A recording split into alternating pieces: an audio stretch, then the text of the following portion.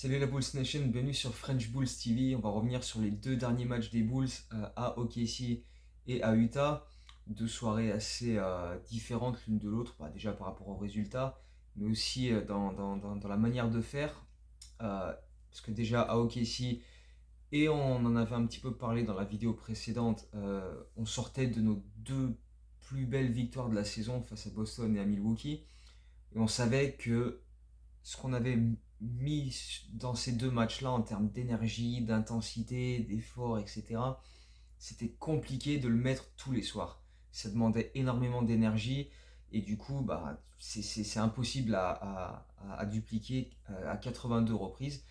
Et ça s'est vu sur ce match au OKC où, malgré un début de match plutôt correct, pendant 4-5 minutes où on était vraiment solide, on mettait du rythme, on faisait bien tourner la balle, on a un petit peu baissé d'intensité par la suite, et notamment sur le plan défensif, on a été pas mal en difficulté, mais en fait ça se voyait que la fatigue se faisait ressentir dans plein de petites choses. Tu vois, il y avait plein de petites erreurs de jugement, des passes mal ajustées, des shoots trop courts, des marres en début de match, enfin surtout sur la première mi-temps.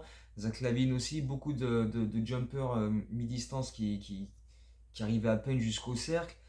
Euh, mais, euh, mais ça s'est vu aussi sur donc, comme je disais, des passes mal ajustées, sur des choix offensifs parfois pas très judicieux, pas très réfléchis.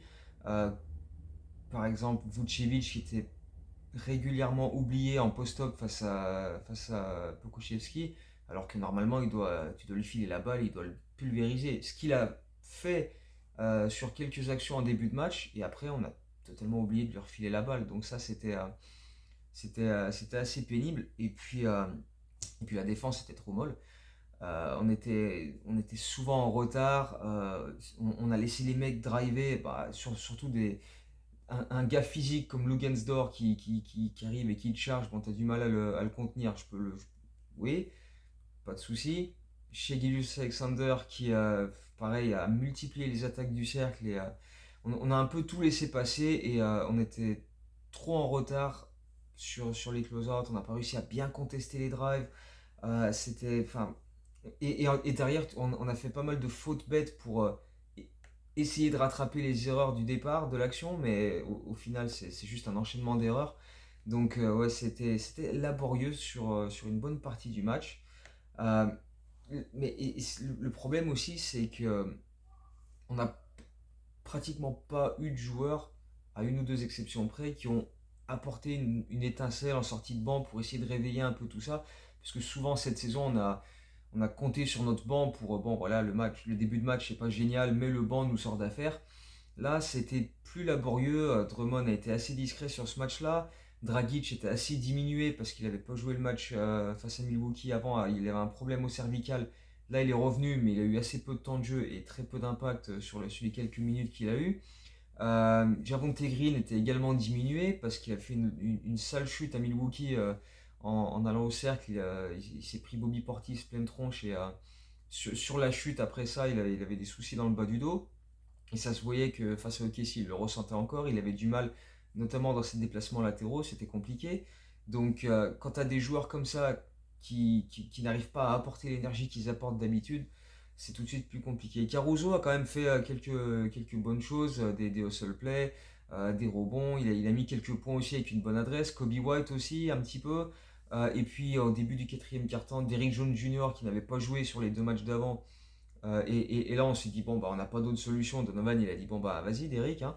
Et il a mis 2 and 1 assez rapidement, mais le problème, c'est que de l'autre côté, on s'est fait exploiter ce small ball par les intérieurs de Casey. Et eux, pour le coup, leur banc a été assez actif avec les Robinson Earl, les Kenrick Williams et Baisley qui nous a absolument déchirés. Donc, euh, pour le coup, ouais, leur banc était bien plus actif que le nôtre et a pas mal aidé à faire la différence pour eux dans ce match-là. Et pourtant, voilà, on était devant dans le quatrième quart-temps, on a pris du retard dans les deuxième, troisième quarts, et puis on est revenu petit à petit avec de seul play, avec Zach LaVine qui a enchaîné plusieurs bons paniers, et tu te dis, c'est en train d'aller dans la bonne direction, parce qu'en plus, régulièrement sur les derniers matchs, Zach LaVine était très bon pendant trois quarts temps, et puis dans le quatrième, il prenait des shoots n'importe comment. et ça rentrait pas. Et là, il enchaînait les paniers dans le quatrième quart-temps, il met un gros 3 points, il met un dunk en transition. Tu te dis, ça y est, enfin, tu vois, c'est en train voilà, de se mettre en place et c'est bon signe pour nous. Et en fait, OKC revient parce qu'on fait zéro box-out, on laisse des robots offensifs dans tous les sens. DeRozan puis chez Gilgeous-Alexander ont chacun leur tour l'occasion de gagner le match mais loupent leur shoot. Ça va en prolongation. Et là, DeRozan qui s'était réveillé au fur et à mesure du match après pas mal de maladresse au début, a inscrit l'ensemble des points des Bulls dans le carton. Il met 9 points avec d'excellents drives. Et pourtant, il a essayé de donner des ballons aux autres.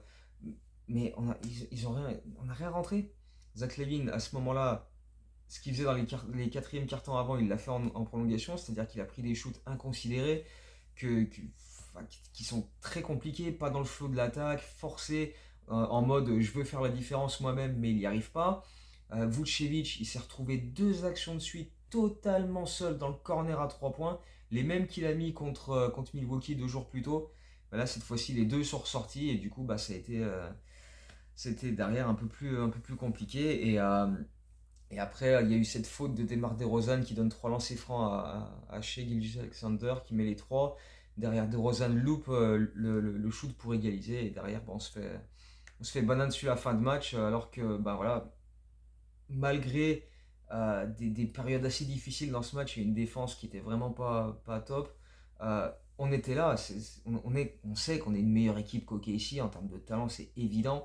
Mais voilà, là, on a commis trop d'erreurs et on leur a laissé trop d'opportunités pour nous enfoncer et ils en ont profité. Trop de rebonds offensifs concédés, trop de secondes chances, une défense beaucoup trop molle et on a pas vraiment réussi à s'adapter. Donc au final, c'est mérité comme défaite parce que les efforts n'ont pas été aussi solides que sur les matchs précédents et du coup, ben, quand on n'arrive pas à faire ça et qu'en plus on rentre pas nos 3 points ouverts, ben, ça devient tout de suite beaucoup plus compliqué pour gagner, même si c'est face à une équipe d'OKC assez faible qui a pas gagné grand chose cette saison et qui devrait pas en gagner encore beaucoup parce que ben, ils vont finir par commencer à tanker à un moment donné, mais enfin bref. Euh, donc voilà, c'était dommage parce que tu gagnes Boston, tu gagnes Milwaukee, c'est l'occasion d'enchaîner et en plus ça continue de te mettre vraiment sur les bons rails pour le road trip. Et ouais, ça gâche pas l'ensemble du truc, mais c'est sûr que c'est un petit accident de parcours, on va dire une petite sortie de route. Même si il y a quand même une prestation sur laquelle il faut revenir, c'est Patrick Williams que j'ai trouvé très très bon.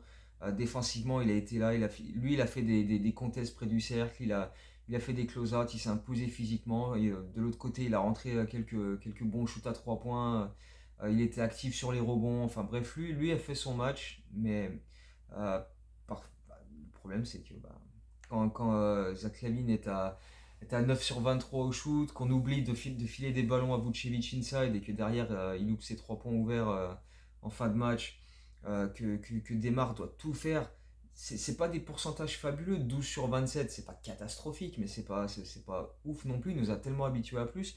Mais voilà, les stars n'ont pas eu l'impact qu'ils ont eu sur les matchs d'avant, le banc n'a pas forcément aidé plus que ça.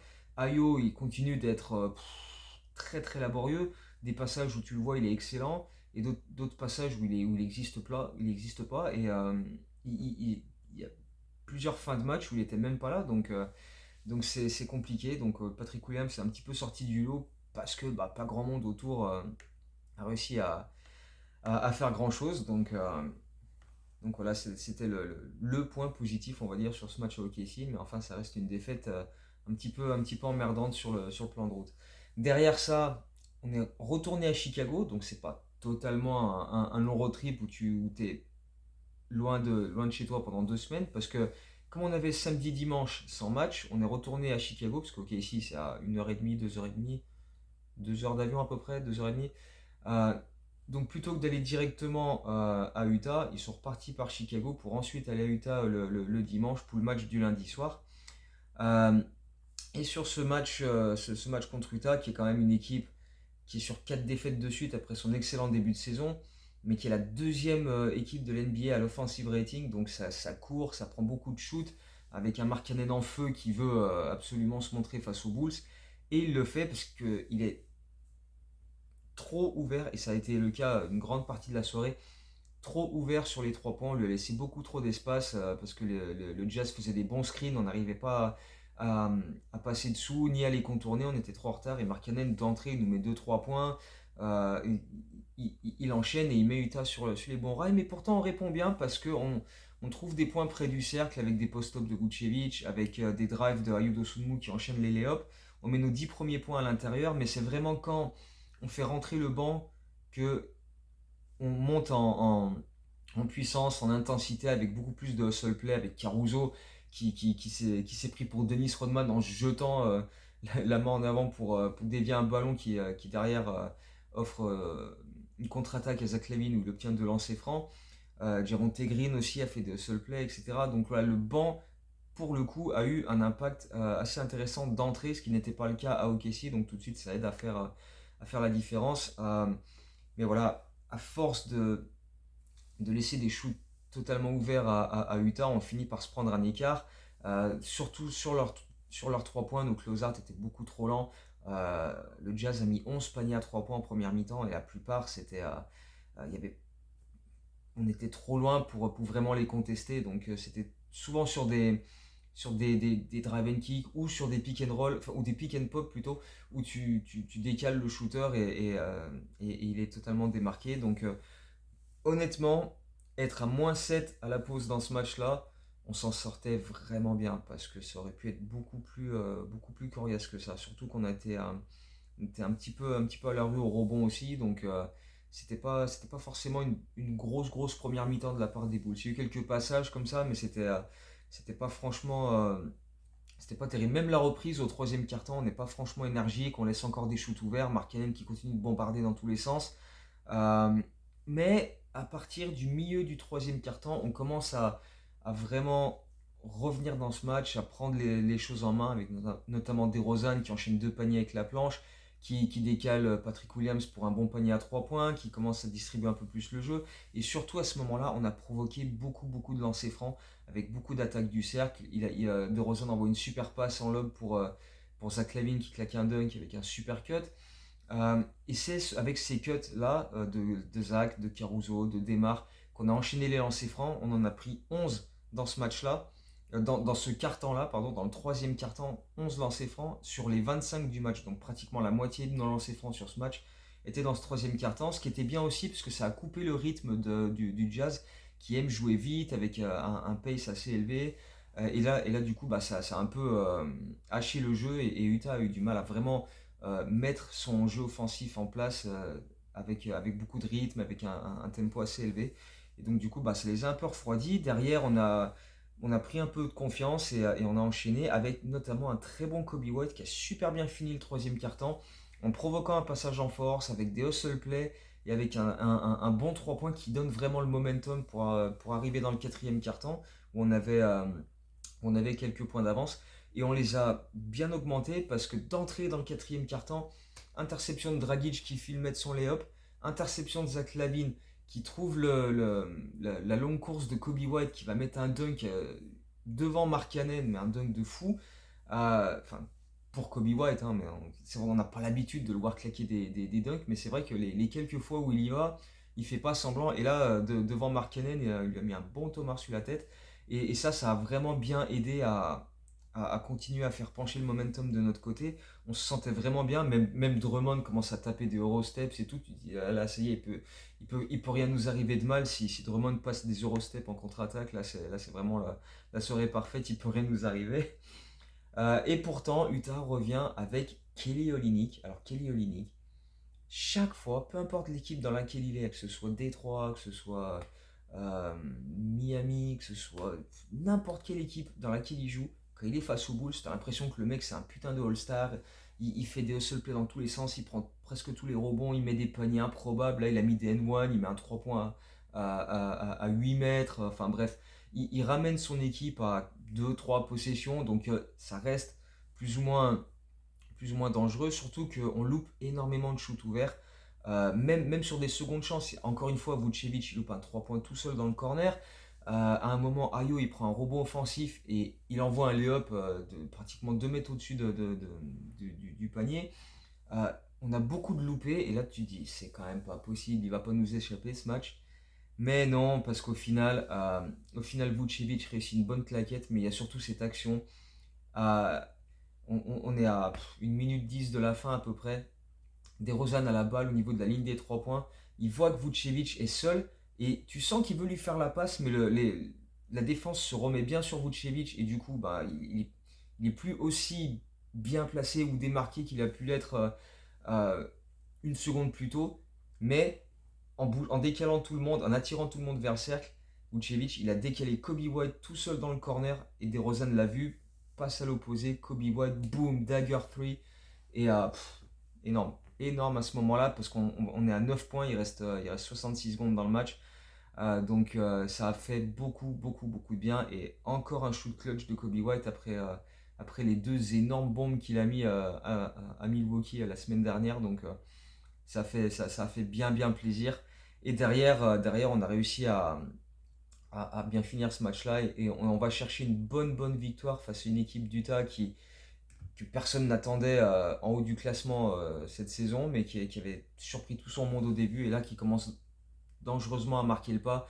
C'était leur 5e défaite consécutive, donc là ça commence un peu à rentrer dans le rang et à sortir des places vraiment intéressantes. Donc euh, voilà. Mais bon, il fallait quand même aller faire le taf là-bas. Ça a été plus compliqué que ce qu'on pouvait imaginer, mais on a réussi une bonne fin de match et c'était pas souvent le cas cette saison. Et là, ça fait Milwaukee et Utah pratiquement coup sur coup où dans les fins de match serrés, tu fais les bonnes choses et tu as l'adresse surtout. Tu as les shoots qui rentrent. Et si ça avait été le cas à OKC, notamment les deux paniers à 3 points de Vucevic, ça aurait permis de continuer cette série. Mais bon, voilà, c'est comme ça. Et parlant de Vucevic, il y a un truc que j'ai énormément apprécié sur ce match-là euh, face à oh, je vais y arriver, face à Utah, c'est que contrairement à plein d'autres matchs où quand Vucevic jouait le post-up, qui voyait que il y avait une aide ou qu'il n'avait pas la position préférentielle, il ressortait la balle. Tout de suite, on enchaînait sur un shoot ou une passe à l'opposé pour un shoot. On développait une action autrement. Là, plein de fois dans ce match, 3, 4, 5, 6, 7 fois au moins, Vucevic, il est en post-up, il voit que ça ne lui convient pas, il ressort la balle à Lavine, à Ayo ou à DeRozan, ils gardent la balle en main, ils attendent, Vucevic se replace comme il faut, il redemande la balle, il l'obtient, il se retourne, il met son panier. Et on a vraiment bien bien exploité Vucevic en post-up sur ce match-là, de cette manière-là. Non, ça te convient pas, oh, donne-la moi, vas-y, remets-toi comme il faut, et là, je te la redonne. Et voilà, des finitions main gauche face à Markkanen, enfin, voilà, face à Vanderbilt aussi. Donc il a vraiment été très intéressant à ce niveau-là. Et on a voilà, je sais pas si c'est quelque chose qui a été travaillé, on a mis l'accent sur ça pendant le week-end, mais voilà, c'était beaucoup plus fluide et beaucoup plus intelligent de notre part en termes d'exploitation de Vucevic sur les post-op. Donc pourvu que ça dure, et vu le match qui nous attend cette nuit à Phoenix, ce serait bien que ça se poursuive parce que DeAndre Ayton, il va nous poser beaucoup, beaucoup, beaucoup de problèmes.